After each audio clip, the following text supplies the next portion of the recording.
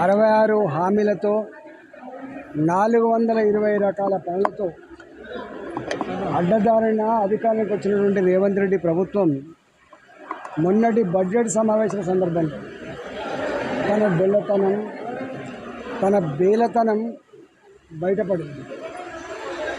ఈ రాష్ట్రంలో నేను ఇచ్చిన హామీలు అమలు చేయగలిగే శక్తి, సత్తా, ఆర్థిక పరిపుష్టి లేదని చేతులెత్తేసింది.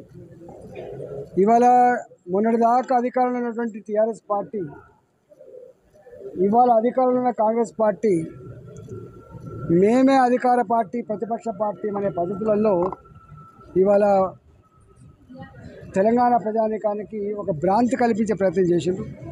కానీ ఇవాళ కాంగ్రెస్ పార్టీకి కానీ ఇవాళ టీఆర్ఎస్ పార్టీకి కానీ ప్రజాక్షేత్రంలో విశ్వాసం కోల్పోయింది. మొన్నటి ఎన్నికల్లో విశ్వాసం కోల్పోయిన పార్టీ బీఆర్ఎస్ పార్టీ ఇవాళ అధికారంకి వచ్చిన తర్వాత అతి తక్కువ కాలంలో 8 నెలల కాలంలో ప్రజల చేత చీకొట్టించుకునేటువంటి ప్రభుత్వం రేవంత్ రెడ్డి ప్రభుత్వం ఇవాళ 35% ఓట్లు సాధించి రేపటి కాలానికి ప్రజల ఆశీర్వాదంతో తెలంగాణ గడ్డ మీద ఎగిరే జెండా కాషాయ జెండా మాత్రమేనని, భారతీయ జనతా పార్టీ మాత్రమే అని చెప్పి ఇవాళ ప్రజలు ఆలోచిస్తున్న సందర్భంలో ఒకటే నేను తెలంగాణ ప్రజానికానికి విజ్ఞప్తి చేస్తున్నాం. మేము అనుకున్నాం భారతీయ జనతా పార్టీగా ఈయన ఇంత ప్రగల్భాలు పలికిండు, ఇన్ని రకాల మాటలు మాట్లాడిండు. కానీ 2500 రూపాయలు ఏ మహిళకైతే నెల నెల భృతి ఇస్తా అని చెప్పి, రైతాంగానికైతే 10,000 రూపాయల ఇవాళ రైతు బంధు బదులుగా 15,000 రూపాయలు వస్తాయని చెప్పి భావించినామో, 12,000 రూపాయలు కౌలు రైతుకి సంవత్సరానికి ఇస్తా అని చెప్పిండో, చదువుకునే అమ్మాయిలకి ఒక స్కూటీ కొనిస్తా అని చెప్పిండో, ఇవాళ నిరుద్యోగ యువతకి 2 లక్షల ఉద్యోగాలు వచ్చిన 6 నెలల లోపే పూర్తి చేస్తా అని చెప్పి ఏ ప్రగల్భత పలికిండో అయితే అని చెప్పి భావించడం.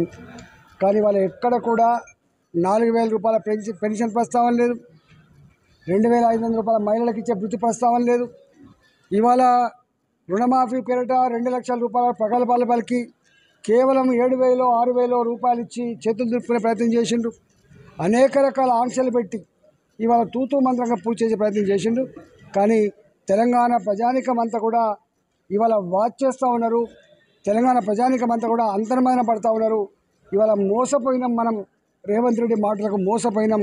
తప్పకుండా ఈ ప్రభుత్వం కూడా గతానికంటే కూడా దిగజారుతనానికి ఇవాళ ఒడిగట్టింది. రాబోయే కాలంలో విశ్వాసానికి మారుపేరుగా, విశ్వసనీయతకు మారుపేరుగా ఇచ్చిన మాట కట్టుబడే పార్టీ భారతీయ జనతా పార్టీ అనే భావన చర్చ జరుగుతోంది.